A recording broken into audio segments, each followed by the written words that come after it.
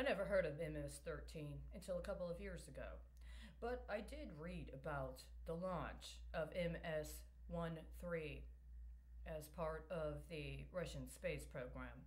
Happened less than a year ago. There's currently a satellite, presumably having to do with Russian intelligence, orbiting the Earth that's called MS-13.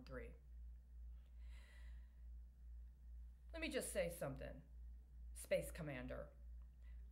I had no reason to have anything but respect for you, potentially. I have been for a long time seeking access to your petition, the one you described in your book about the petition you wrote at the dismantling of the Soviet Union.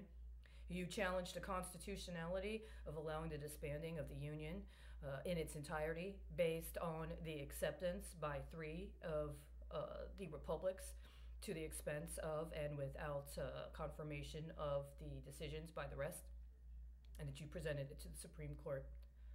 I believe that's probably one of the most important documents in global history, and perhaps one of the most important efforts in constitutional law, regardless of the country of origin. But I also believe it may have been a sort of sleeper cell contract.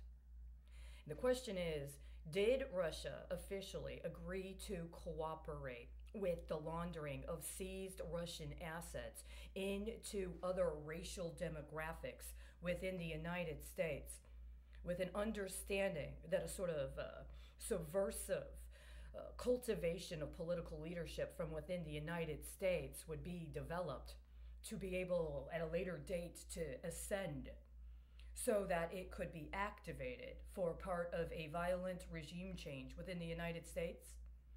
If you, for instance, got some job as a medical technician and are currently in a hospital just engaging in completely unsound policies from a medical perspective in order to help hook up kickbacks on $29,000 payments for Medicare for people that end up dying of COVID-19, I consider that part of a violent regime change, especially when those payments are coupled with an intentional effort to bankrupt the federal government and then make it available for offloading to international interest. If you really wanted the Soviet Union to survive after a period of dormancy, that's one thing. But this is the problem I got. In this little race-based regime change paradigm, somehow it was okay to let me personally be trafficked by a different racial demographic of women who wanted to use me for food. And it was one thing when they were leveraging that food access to me trying to get acknowledgement for open reports to HUD or to the Health and Human Services.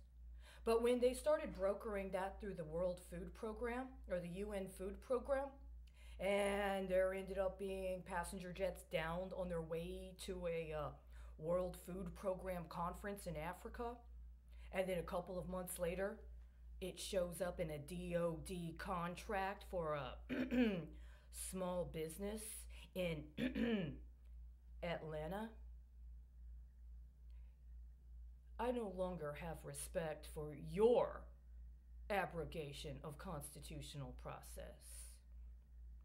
Now, having an international movement of people committed to justice and redistribution of wealth is a commendable thing, and I support it. But if you decided to aid and abet a violent junta in my country based on genetic engineering and strategically coordinated acts of murder accomplished through biological weapons, then I am going to charge you for every single area of wheat burned in Syria, burned anywhere else. Every fucking wheat field that has been burned is being charged to you.